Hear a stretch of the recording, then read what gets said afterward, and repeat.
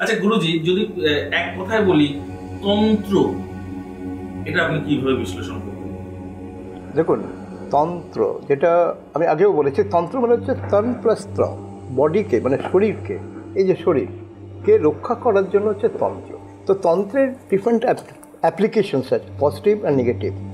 তো এই তন্ত্র মানতে আমরা সবসময় কী করি, দেখুন এর প্রত্যেক জিনিসেরই একটা ভালো ব্যাখ্যা আছে, আবার একটা খারাপ ব্যাখ্যা, যেটা পরিচালিত লোকে বলে কি তন্ত্র মানে হচ্ছে মদ মেয়ে নিয়ে তন্ত্র পুজো হয় না শ্মশানে হয়। তন্ত্র পুজোটার অনেক ক্রিয়া আছে, আমাদের শাস্ত্রের যে তন্ত্রের যে ক্রিয়াগুলো আছে সেগুলোকে যদি, সেটা সব ম্যাক্সিমাম লোকের জায়গায়, রামকৃষ্ণ পরমহংসদেবও কিন্তু তন্ত্র মতো পুজো করতেন।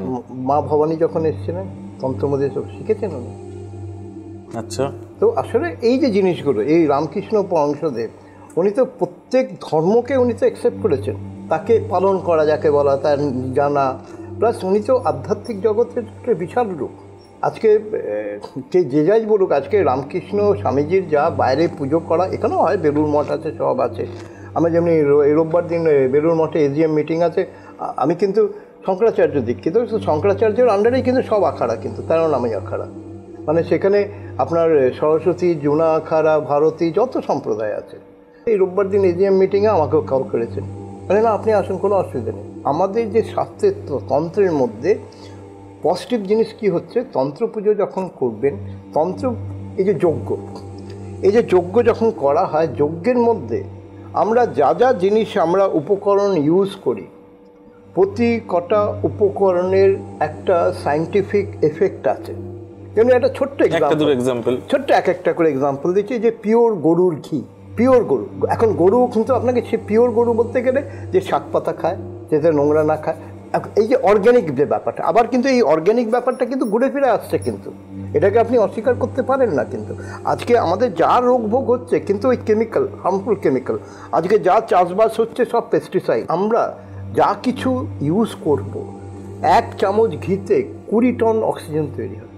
আপনি যদি বাড়িতে পিওর মানে গরুর ঘির প্রদীপ যদি জ্বালান, এই যে আমরা যে বাড়িতে যে পুজো করা হয়, কেন করা হয়, এই যে তারপর বাস্তুশাস্ত্র একটা সাবজেক্ট আছে, সেটাকে নিয়ে আমি বলবো।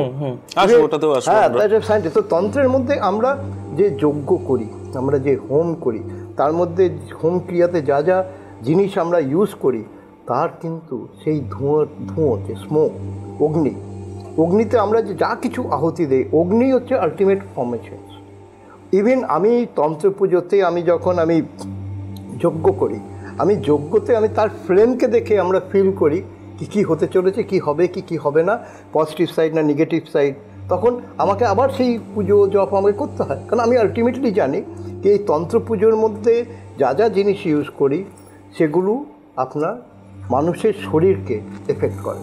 আচ্ছা, তন্ত্র মতো পুজো করলে কি এফেক্ট তাড়াতাড়ি পাওয়া যায়? এদিকে শুনুন, তন্ত্রর ডিফারেন্ট ক্রাইটেরিয়া আছে। একটা তন্ত্র পুজো আছে যেটা শ্মশানে করা হয়, একটা তন্ত্র পুজো আপনি এমনি যজ্ঞ করে করতে পারেন বাড়িতে। হ্যাঁ, বাড়িতে করতে পারেন। তন্ত্র পুজো আপনি সবসময় করতে পারেন, কারণ আপনি নিজের শরীরটাকে, কারণ তাই জন্য অগ্নিহোত্র বলা। একজন দেখবেন আমাদের ভারতবর্ষে অগ্নিহোত্র টাইটেল আছে। অগ্নিহোত্র মানে কি হচ্ছে, যে বাড়িতে মানে বাড়িতে যে আমরা ছোট্ট হবনকুণ্ড দিয়ে যে যজ্ঞ করি, এটাকে অগ্নিহোত্র বলা হয়। তন্ত্র শেখার জন্য কি একজন গুরু মাস্ট? এদিকে শুনুন, অবভিয়াসলি দেখুন, গুরু মাস্ট তো বটে। দেখুন অ্যাকচুয়ালি কী হয়, গুরুর তো অনেক ক্যাটাগরি আছে, টিচারও আমার গুরু, ইভেন আমার যে দীক্ষা গুরু আছে, প্লাসে আমাদের সদ্গুরুও আছে।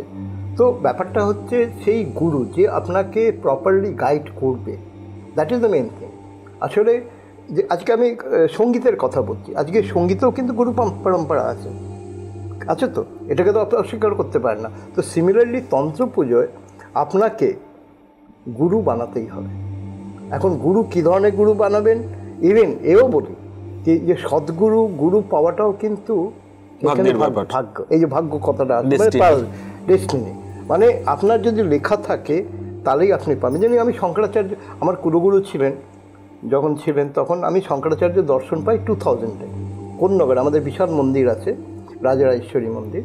তো আমি এমনি, আমাকে বলতে গিয়ে আপনি ওখানে শঙ্করাচার্য যান না কেন, তো মাঘী পূর্ণিমার দিন আমি ওখানে পূর্ণিমার দিন গেছি।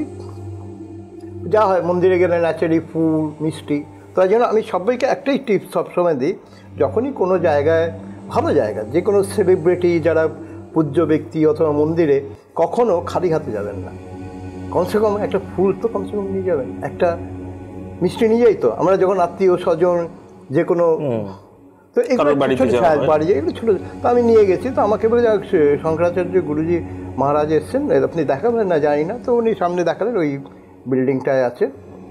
তো আমি যে যে দর্শন করতে গেছি তখন স্ট্রিক্টলি মানা ছিল সবাই, কিন্তু আমি সেদিন ফিল করলাম, আমি একদম সোজা গেলাম, উনি শঙ্করাচার্য পুজো করছেন, আমি সামনে বসে আছি। 10 মিনিট পুজো কমপ্লিট হলো, আমি ওনাকে দেখছি আর আমি চোখ দিয়ে আমার জল বেরোচ্ছে। আমি সেদিন ওনাকে সাক্ষাৎ শিবরূপে দর্শন পেলাম। আমি দর্শন করার পর উনি আমাকে ডাকলেন, নাম জিজ্ঞেস করলেন, উনি আমাকে হাতে একটা আপেল দিলেন, প্রসাদ দিলেন।